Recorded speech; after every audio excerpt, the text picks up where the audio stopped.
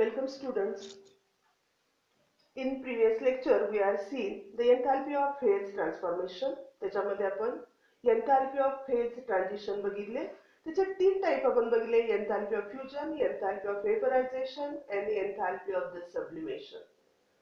आपण दुसरा टाइप बघितला enthalpy of the atomic and molecular changes. त्याच्यामध्ये परत आपण तीन टाइप बघितले, enthalpy of the ionization, enthalpy of the atomization and enthalpy of the solution. Today we will learn the thermochemistry. Thermochemistry deals with the enthalpy change in the chemical reaction. म्हणजे ह्या thermochemistry मध्ये chemical reaction मध्ये जो enthalpy मध्ये change होतो त्याचा काय केला जातो, अभ्यास केला जातो. आणि मग त्याच्यामध्ये आपण बघणार आहे enthalpy of the chemical reaction. आणि enthalpy of the chemical reaction साठी आपण ब्रॅकेट मध्ये नोटेशन कसं वापरतोय बघतोय.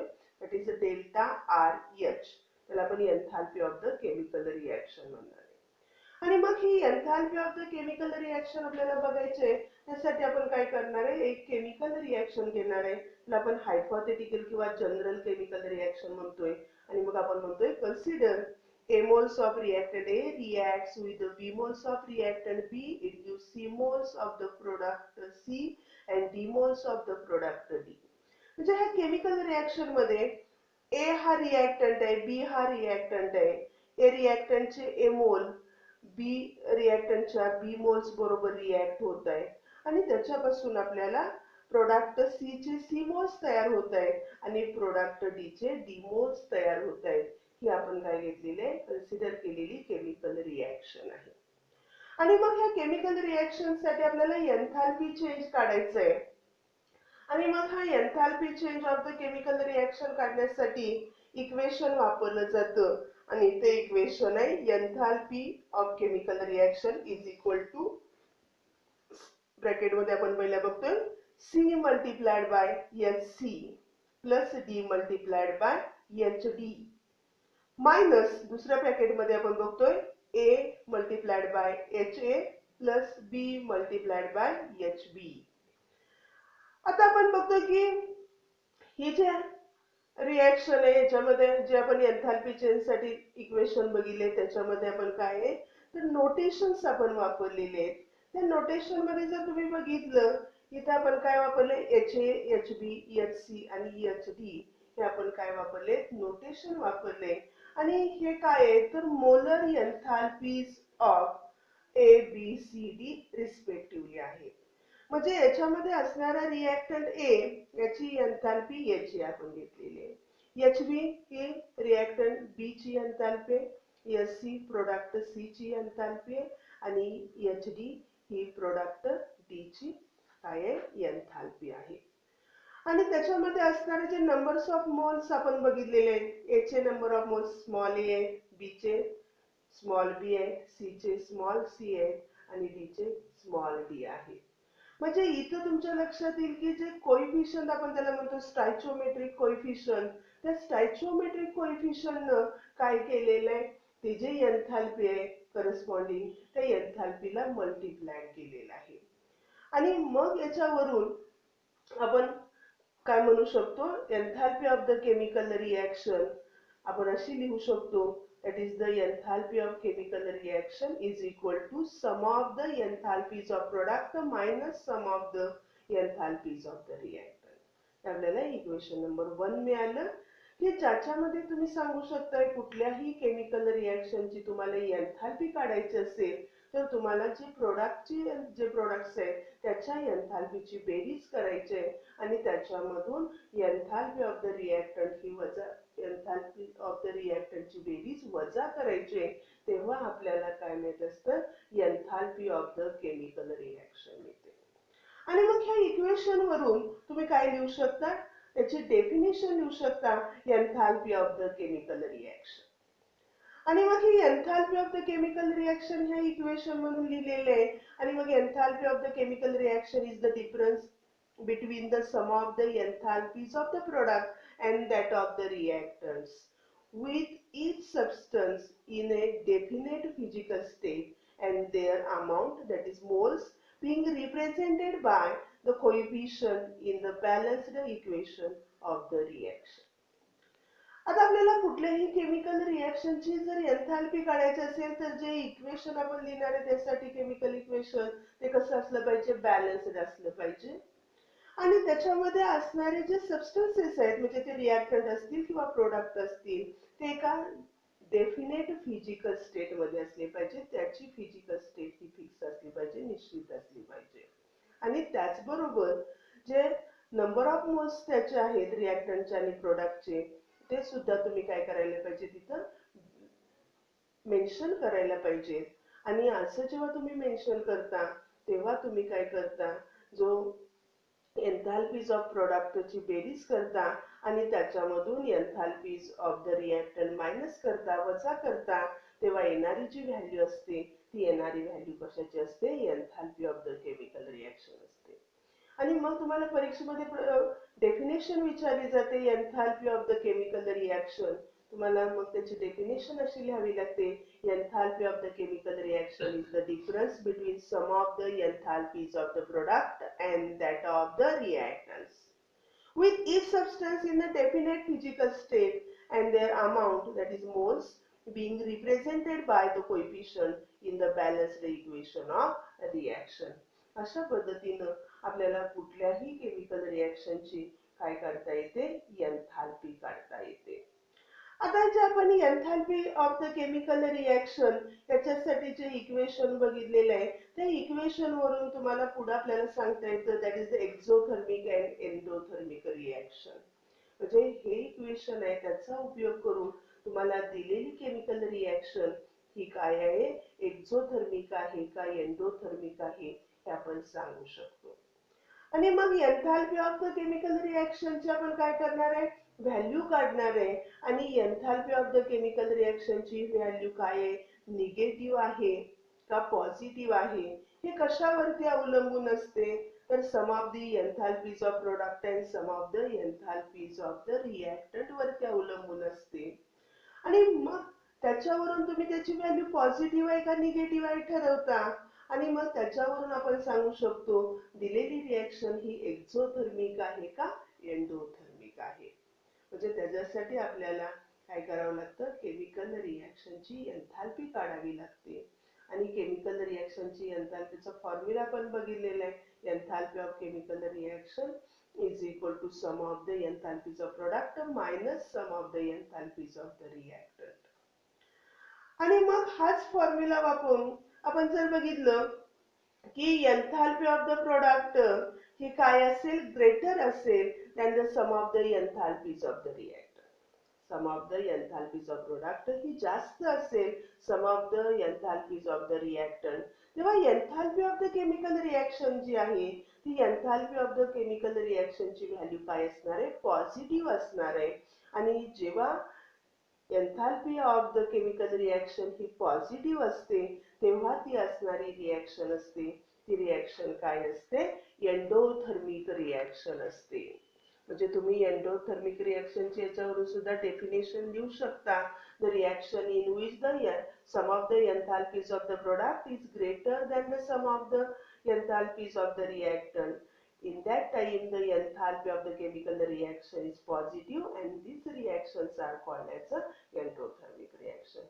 आणि अशा रिएक्शनला तुम्ही काय म्हणू शकता, एंडोथर्मिक रिएक्शन असं म्हणता की ज्या रिएक्शन मध्ये हीट काय केली जाते, ऍब्सॉर्ब केली जाते.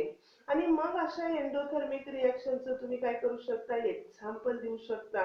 आणि इथं आपण जे एक्झाम्पल बघणार आहे ते एक्झाम्पल आहे nitrogen reacts with the oxygen. Nitrogen हा गॅसियस फॉर्म मध्ये, ऑक्सिजन गॅसियस फॉर्म मध्ये, हे एकमेकाबरोबर रिएक्ट होत आहे आणि त्याच्यापासून नायट्रोजन डायऑक्साईड तयार होते.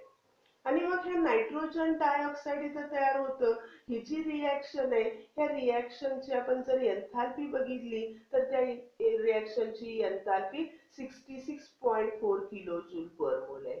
म्हणजे इथं असणारी एन्थाल्पी ऑफ रिएक्शनची व्हॅल्यू पॉझिटिव्ह आहे आणि त्यामुळे ही रिएक्शन काय आहे, एंडोथर्मिक रिएक्शन आहे.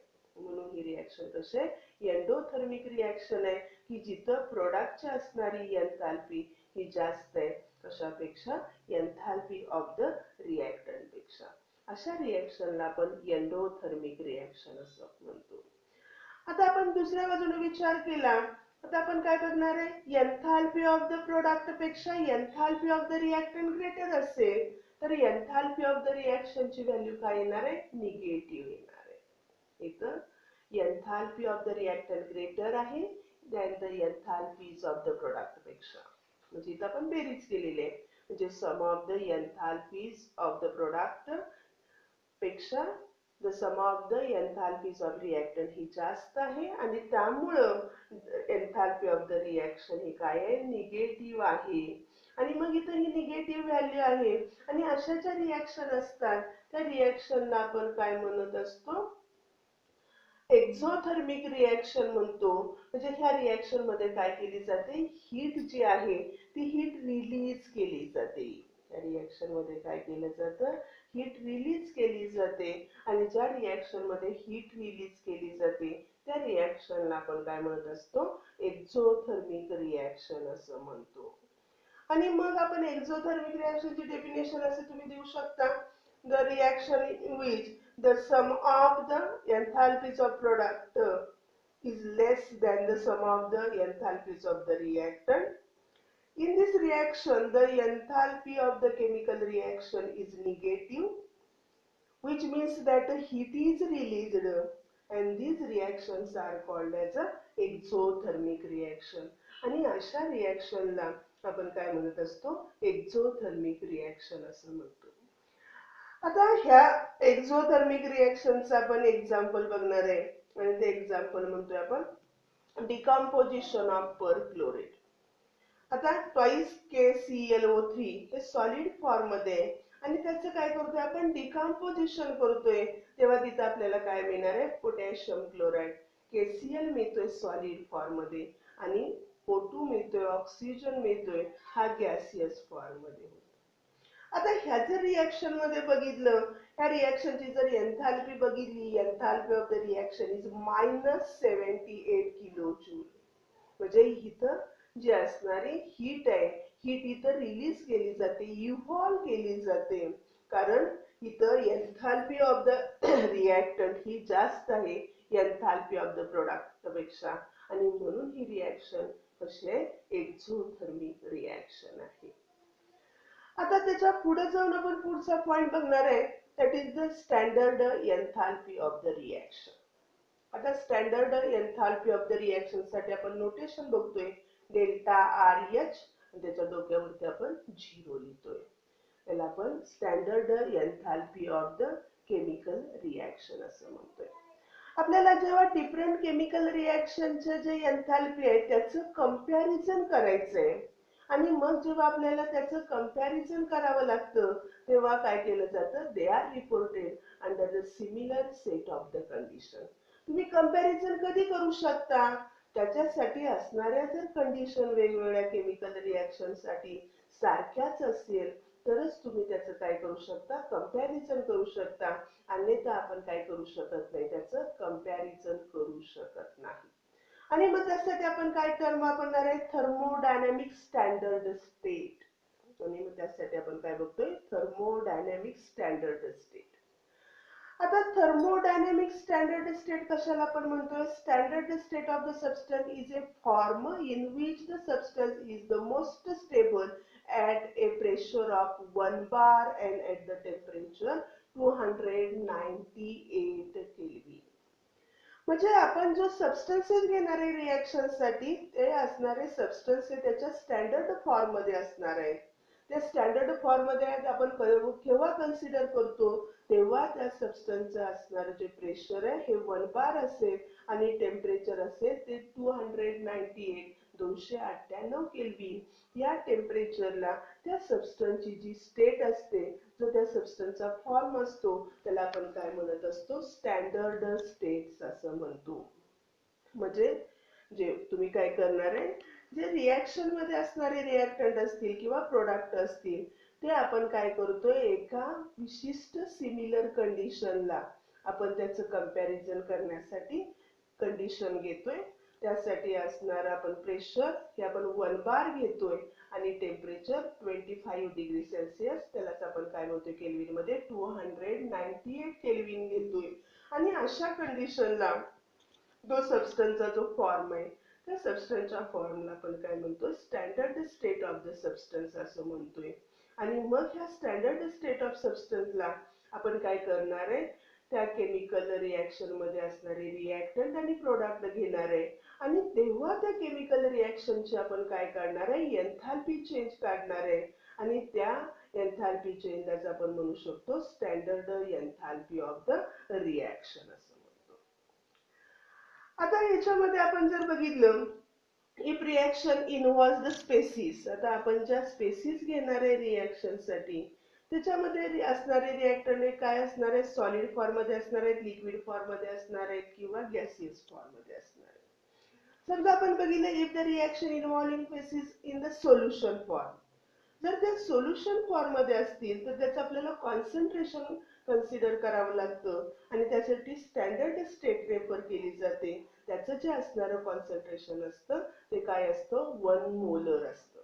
जेव्हा असणारे जे सोल्युशन आहे ते सोल्युशन तुम्ही जर घेणार असाल रिॲक्शन साठी तर त्याचे असणारे स्टँडर्ड स्टेट कधी असणार आहे तर त्यामध्ये असणाऱ्या प्रत्येक सोल्युशनचं कॉन्सन्ट्रेशन हे कसं असेल 1 मोलर असेल तर त्याला आपण काय म्हणणार आहे त्याची स्टँडर्ड स्टेट असं म्हणणार आहे. आता काही रिॲक्टंट हे इलेमेंटच्या फॉर्म मध्ये असतील, काही सबस्टन्सेस हे इलेमेंटच्या फॉर्म मध्ये असतील, काही सबस्टन्सेस हे कशाच्या फॉर्म मध्ये असतील कंपाऊंडच्या फॉर्म मध्ये असतील आणि ते केमिकल रिॲक्शन मध्ये काय घेणार आहेत भाग घेणार आहेत. मग आता आपल्याला standard state of the elements बघायचे. आता काही इलेमेंटच्या बाबतीत आपण काय करतोय त्याची स्टँडर्ड स्टेट बघतोय. The standard states of the certain elements are आपण बघतोय. त्यामध्ये जर तुम्ही हायड्रोजन घेतला तर हा हायड्रोजन कुठल्या फॉर्म मध्ये गॅसियस फॉर्म मध्ये आहे. तुम्ही जर Hg घेतला मर्क्युरी घेतला तर तो लिक्विड फॉर्म मध्ये, आता पुस्तकात इथं चूक झालेली आहे तिथं जी घेतलेला आहे Hg हा कुठल्या पाहिजे मर्क्युरी आपण बघतो हा कुठल्या फॉर्म मध्ये पाहिजे लिक्विड फॉर्म मध्ये. सोडियम तुम्ही घेतला तर तो कुठल्या फॉर्म मध्ये पाहिजे सॉलिड फॉर्म मध्ये पाहिजे. आणि जर तुम्ही कार्बन घेतला तर कार्बन हा कुठल्या फॉर्म मध्ये ग्राफाइट ह्या फॉर्म मध्ये पाहिजे at a 1 bar pressure and 25 degree Celsius. म्हणजे तुम्ही जे इलेमेंट्स आपण घेतलेले आहेत हे इलेमेंटची फिजिकल स्टेट सुद्धा आपल्याला काय करायचे महत्वाचे आहे, ज्याला तुम्ही standard state of the elements असं म्हणता. ती 1 बार ह्या प्रेशरला आणि 25 डिग्री सेल्सिअसला असणारी स्टेट आपण तिथं काय करत असतो कन्सिडर करत असतो. त्याच्यामध्ये जर तुम्ही हायड्रोजन घेतला तर तो गॅसियस फॉर्म मध्ये असला पाहिजे, मर्क्युरी Hg घेतला तर तो लिक्विड फॉर्म मध्ये असला पाहिजे, सोडियम तुम्ही घेतला तर तो सॉलिड फॉर्म मध्ये असला पाहिजे आणि कार्बन तुम्ही घेतला तर तो कुठल्या फॉर्म मध्ये पाहिजे ग्राफाइट फॉर्म मध्ये पाहिजे. आणि तरच त्याची काय असते ही स्टँडर्ड स्टेट असते.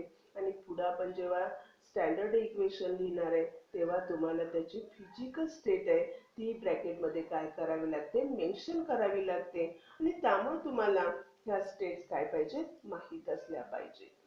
आता आपण बघितलं जे कंपाऊंड्स आहेत त्या कंपाऊंडच्या सुद्धा आपल्याला काय माहित पाहिजे स्टेट माहित पाहिजे स्टँडर्ड स्टेट. आणि कंपाऊंड्स आर त्याच्यामध्ये जर तुम्ही बघितलं की आपण इथिल अल्कोहोल घेतलं C2H5OH हे त्याच्या स्टँडर्ड फॉर्म मध्ये असतं म्हणजे लिक्विड फॉर्म मध्ये असतं.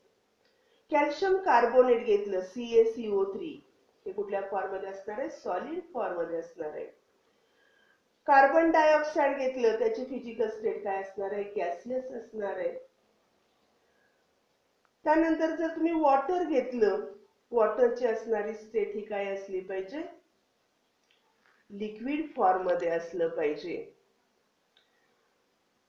त्यानंतर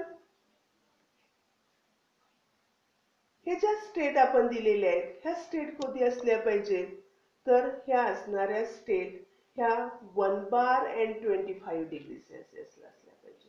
म्हणजे त्याच्यासाठी असणारं जे टेम्परेचर आहे ते 25 डिग्री सेल्सिअस असलं पाहिजे आणि प्रेशर आहे ते प्रेशर काय असलं पाहिजे 1 ॲटमॉस्फेरिक प्रेशर असणार आहे.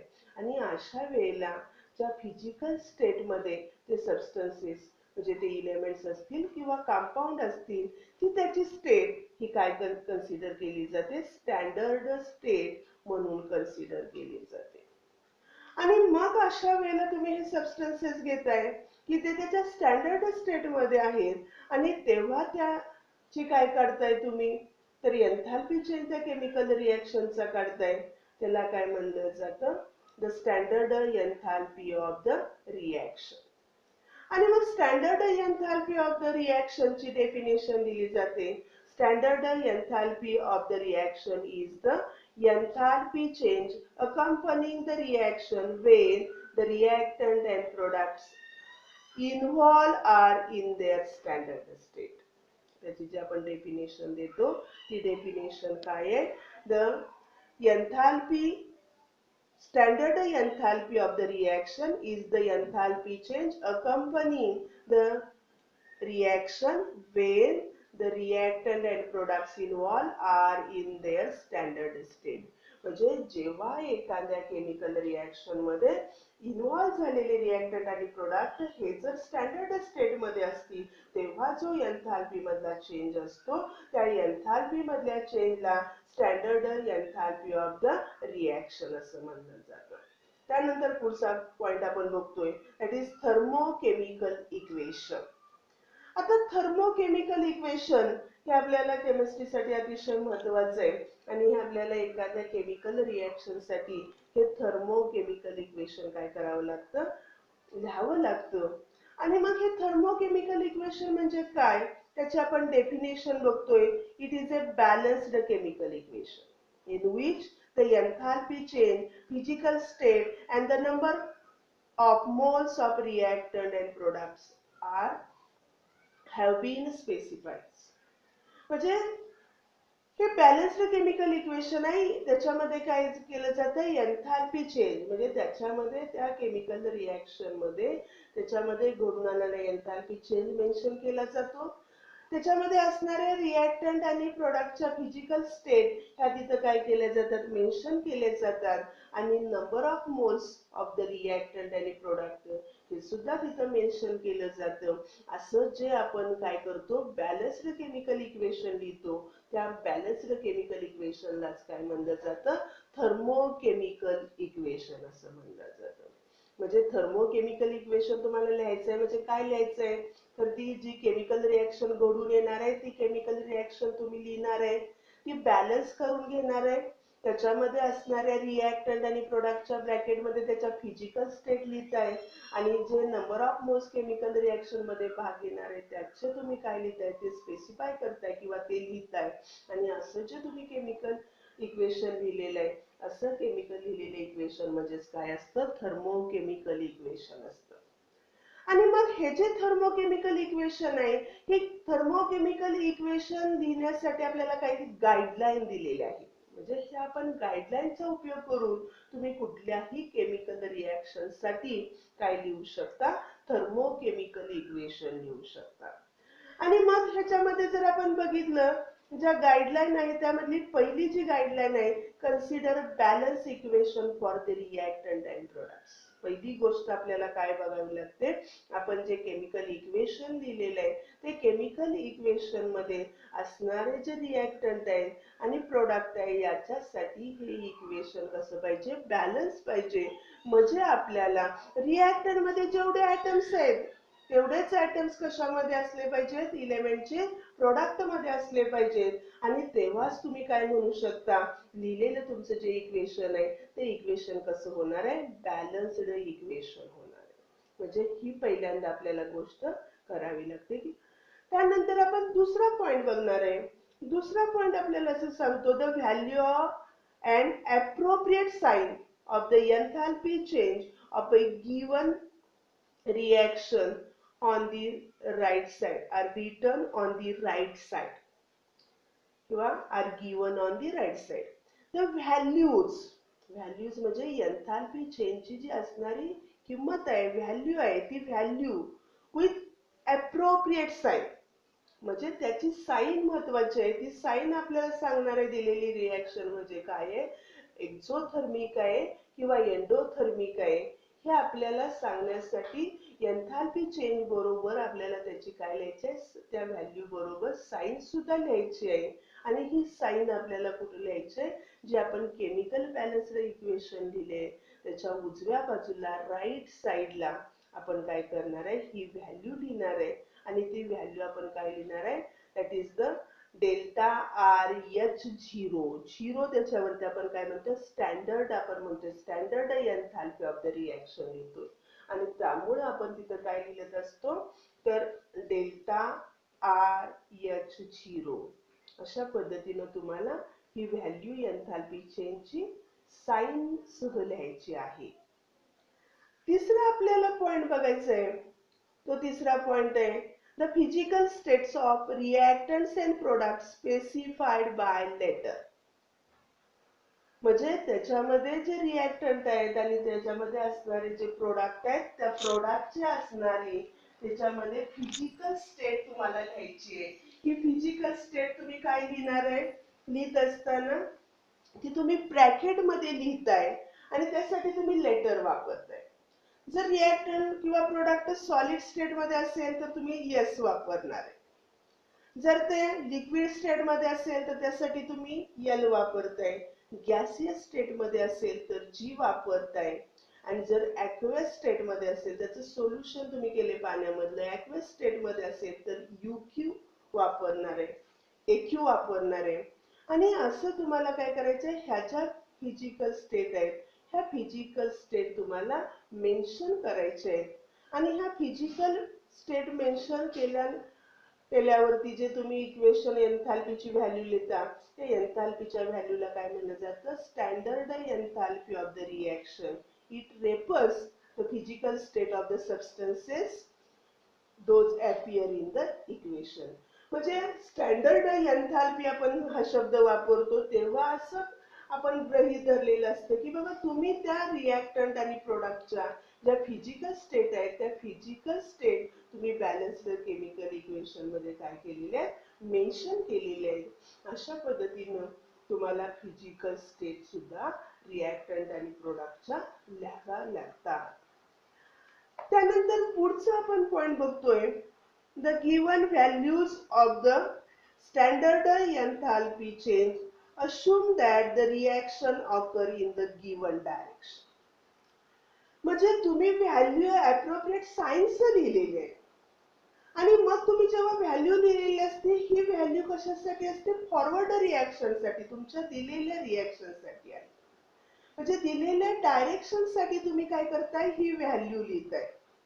परंतु जर तुम्ही त्याच्या विरुद्ध आपण रिव्हर्स रिएक्शन बघितलेले, जसं आपण बघतो की फ्युजन असेल तर त्याची विरुद्ध रिएक्शन काय असते, फ्रीजिंग असते. म्हणजे आपण एन्थाल्पी ऑफ द फ्युजन लिहू शकतो, त्याचबरोबर एन्थाल्पी ऑफ द फ्रीजिंग सुद्धा आपण लिहिली. आणि मग अशा वेळेला तुम्ही बघता इथं सुद्धा तुम्ही त्या रिव्हर्स रिएक्शनची सुद्धा तुम्ही एन्थाल्पी चेंजची मॅग्निट्यूड सारखीच असते, फक्त तिथं साइन काय झालेली असते, बदललेली असते, अपोजिट साइन तिथं असते. आणि मग याचा सुद्धा तुम्हाला तिथं काय करावा लागतो, विचार करावा लागतो. म्हणजे जेव्हा तुम्ही एन्थाल्पी रिएक्शनची एन्थाल्पी चेंजची व्हॅल्यू देता आणि त्याची साइन देता, ही गिवन रिएक्शन साठी असते, गिवन डायरेक्शन साठी असते, म्हणजे फॉरवर्ड डायरेक्शन साठी असते. आणि जर तुम्हाला ही रिव्हर्स रिएक्शन घ्यायची असेल तर त्याच्यामध्ये असणारी मॅग्निट्यूड तीच राहणार आहे, फक्त त्याची जी साइन असणार आहे ती काय असणार आहे, अपोजिट असणार आहे. जी फॉरवर्ड डायरेक्शनच्या रिएक्शनचे त्याच्या विरुद्ध साइन ही आपल्या रिव्हर्स रिएक्शन साठी असणार आहे. म्हणजे जर पहिली आपली रिएक्शन एक्झोथर्मिक असेल तर त्याची रिव्हर्स रिएक्शन काय होणार आहे, एंडोथर्मिक होणार आहे. आणि जर आपली फॉरवर्ड रिएक्शन ही एंडोथर्मिक असेल तर त्याची रिव्हर्स रिएक्शन काय होणार आहे, एक्झोथर्मिक होणार आहे. म्हणजे अशा पद्धतीनं जर तुम्हाला ही केमिकल इक्वेशन लिहित असताना त्याच्या साइनचा विचार करायचा आहे आणि साइनचा विचारावरून आपण ती रिएक्शन एक्झोथर्मिक आहे का ती रिएक्शन एंडोथर्मिक आहे हे त्याच्यावरून तुम्ही काय करू शकता, सांगू शकता. त्याचबरोबर त्याच्या ज्या रिव्हर्स रिएक्शन आहे ती सुद्धा कशी असणार आहे हेही आपण सांगू शकतो. त्यानंतर आपल्याला पुढचा पॉइंट बघायचा आहे, when the coefficient including the number of moles of all substances in thermochemical equation are multiplied or divided by certain numerical factors. The corresponding needs the enthalpy of reaction to be multiplied or divided by the same. आता हे जे तुम्ही balance chemical equation लिहिलेलं आहे त्याच्यामध्ये जे असणारे जे कोइफिशियंट आहेत ते कोइफिशियंटला आपण काय इंडिकेट करत असतात, number of moles of reactant and product ते इंडिकेट करत असतात. आणि मग जेव्हा तुम्ही एखाद्या थर्मोकेमिकल इक्वेशनला कुठल्याही एखाद्या न्यूमरिकल फॅक्टरने काय करू शकता, मल्टिप्लाय करू शकता किंवा डिवाइड करू शकता. तुम्हाला तुमच्या सिम्प्लिसिटीसाठी जेव्हा आपल्याला न्यूमरिकल प्रॉब्लेम सोडवायचे आहेत तेव्हा तुम्ही त्या इक्वेशनला कुठल्याही एखाद्या सुटेबल फॅक्टरनं मल्टिप्लाय करू शकता किंवा डिवाइड करू शकता. परंतु महत्वाची गोष्ट तुम्ही लक्षात ठेवायची, जेव्हा तुम्ही एखाद्या सुटेबल फॅक्टरनं मल्टिप्लाय किंवा काय करताय, डिवाइड करताय केमिकल रिएक्शनला, तीच प्रोसेस तुम्हाला कशावरती करावी लागते, the enthalpy change of the chemical reaction वरती करावी लागते. म्हणजे जे तुम्ही पुढे व्हॅल्यू लिहिलेली आहे त्या व्हॅल्यूला सुद्धा तुम्हाला काय करावं लागतं, एन्थाल्पी चेंजच्या व्हॅल्यूला सुद्धा त्याच फॅक्टरनं डिवाइड करावं लागतं किंवा त्याच फॅक्टरनं तुम्हाला काय करावं लागतं, मल्टिप्लाय करावं लागतं. तर आणि तरच मिळणारं आपल्याला ॲप्रोप्रिएट थर्मोकेमिकल इक्वेशन मिळतं. जर तुम्ही काय केलं, वेगळ्याच फॅक्टरनं तुम्ही मल्टिप्लाय करत असता बॅलन्स्ड केमिकल रिएक्शन आणि दुसऱ्या फॅक्टरनं जर तुम्ही एन्थाल्पी ऑफ द केमिकल रिएक्शनला, एन्थाल्पी चेंज ऑफ केमिकल रिएक्शनला तुम्ही मल्टिप्लाय करत असाल तर ती जी रिएक्शन आहे त्या रिएक्शनचा मीनिंग काय होणार आहे, चेंज होणार आहे. आणि त्यासाठी सेम फॅक्टरनं तुम्ही बॅलन्स्ड केमिकल इक्वेशनच्या कोइफिशियंटलाच म्हणजे नंबर ऑफ मोल्सला आणि value of standard enthalpy change of रिएक्शनला एकाच फॅक्टरनं मल्टिप्लाय किंवा डिवाइड करायचंय.